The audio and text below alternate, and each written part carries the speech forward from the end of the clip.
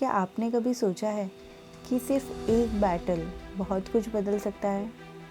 जी हाँ, ऐसा हुआ है। एक बैटल ने भारत का इतिहास बदल दिया था। भारत के इतिहास में बहुत कुछ बदलाव लाया था।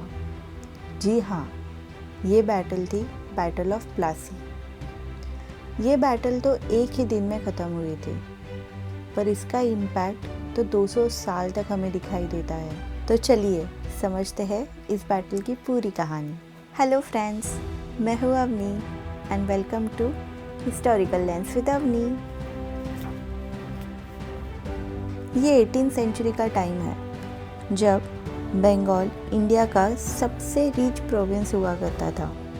यहाँ से ट्रेड होता था, यहाँ पे फर्टाइल ज़मीन थी और रेवेन्यू ब्रिटिश और मुग़ल दोनों को अट्रैक्ट करता था। तब बंगाल के नवाब थे सिराजुद्दौला।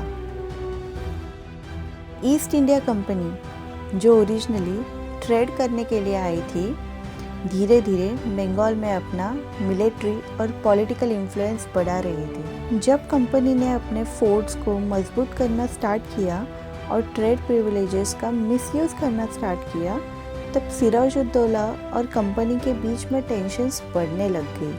मेन कॉन्फ्लिक्ट तब शुरू हुई जब 1756 में सिराजुद्दौला ने कोलकाता पर अटैक किया और कंपनी को हिला कर रख दिया, और इसका रिवेंज लेने के लिए रॉबर्ट क्लाइव और एडमिरल वॉटसन भेज दिया गया।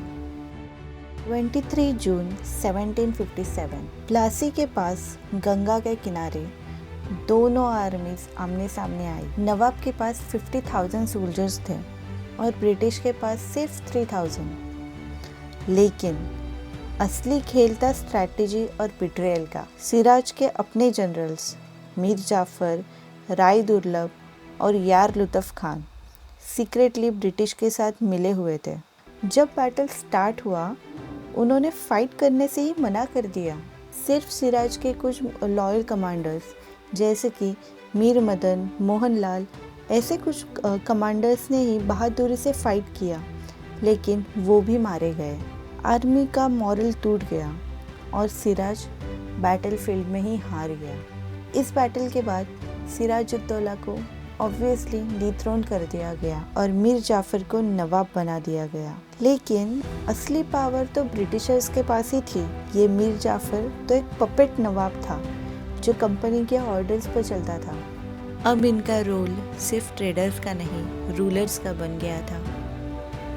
एक छोटी सी लड़ाई, वो थ्रोन के लिए जो लड़ाई थी नवाबों में, वो एक दिन की लड़ाई, और ब्रिटिश को पॉलिटिकल पावर चाहिए थी। इस सब का रिजल्ट क्या हुआ?